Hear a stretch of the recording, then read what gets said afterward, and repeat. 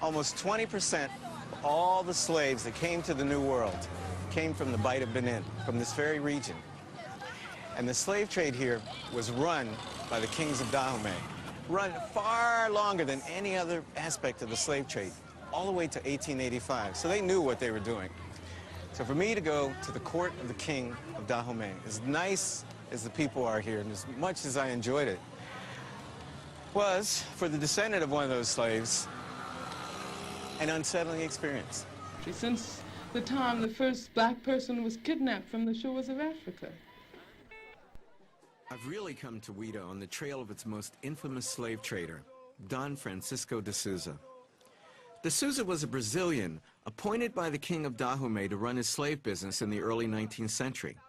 He was given the title Viceroy of Ouidah. As the only non-African on the African side of the trade, Don Francisco has fascinated both novelists and historians. In a world that was turning against slavery, he was an anachronism, but a very rich anachronism. It's like a football field. Yeah. A big compound. Martine is a direct descendant of Don Francisco. The family owns a whole section of Ouidah, and only his descendants live here. So this is all the family compound through here? Yeah, this is all the family compound here. And how many people live here? Ooh, about 3,000 of people. 3,000? Yeah, about 2,000 of people. 2,000? Two. Gee, that's a big family. Yeah. It's a big house. Mm-hmm. How do you have breakfast? Were you born here? Yes, I was born here in 1954.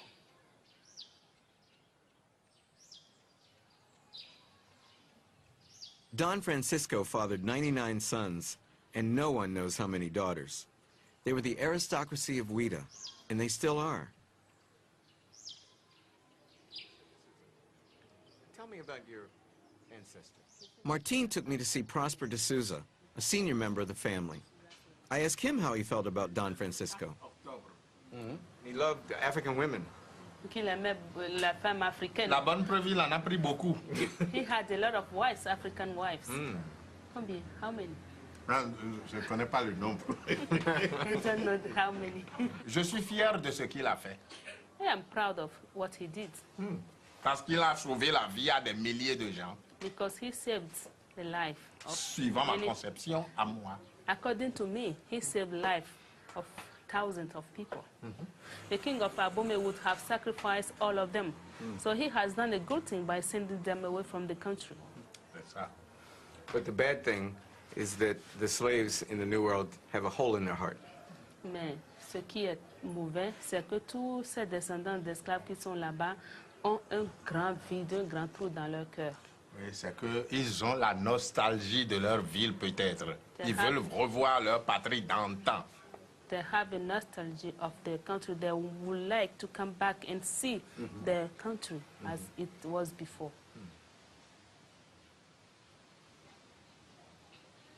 I doubt that Don Francisco was motivated by saving people from sacrifice, but it's obviously a comforting family legend.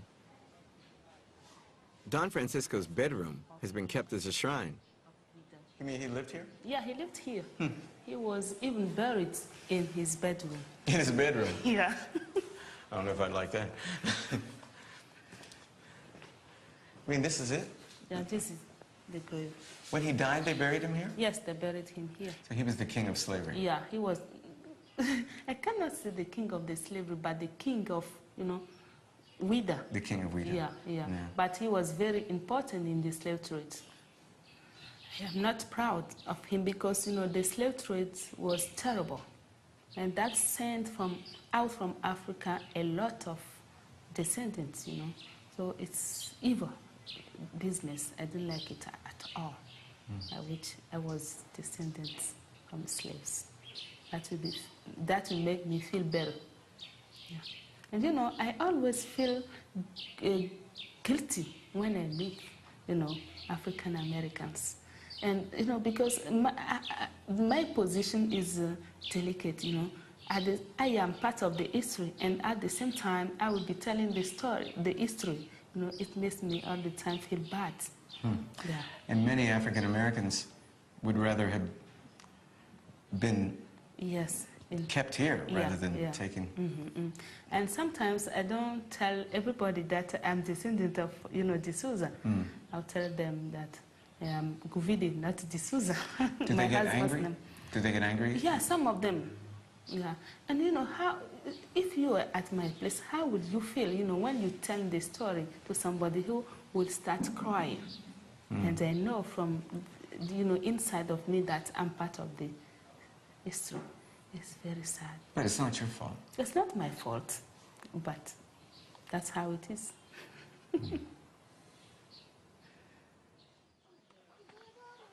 I feel sorry for Martine. I had never thought about the devastating impact that slavery has on the descendants of the traders. But I don't believe that you inherit the sins of your ancestors. I almost feel guilty dragging it out of her.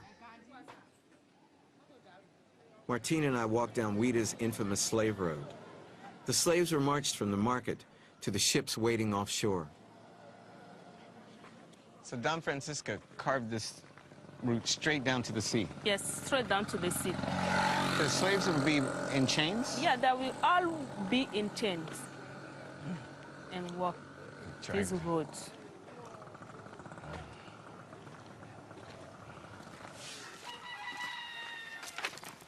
This place is Zomayi.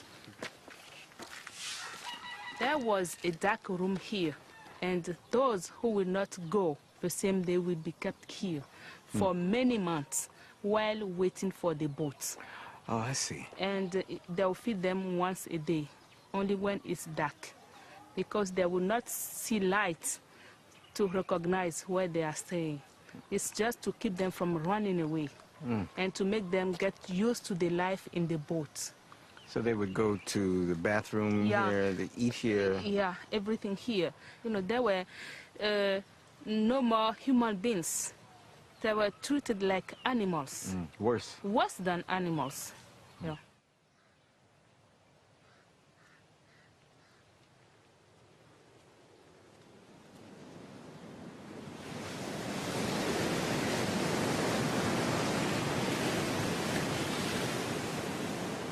This is the last stop of the slaves. Actually, we call that monument the Gate of No Return. No return. So once they cross these gates, it's finished. The destination is the New World. You ask me whether I approve of violence.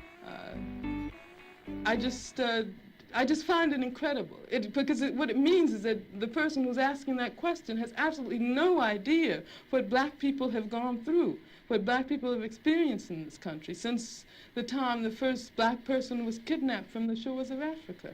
Liberal-fashion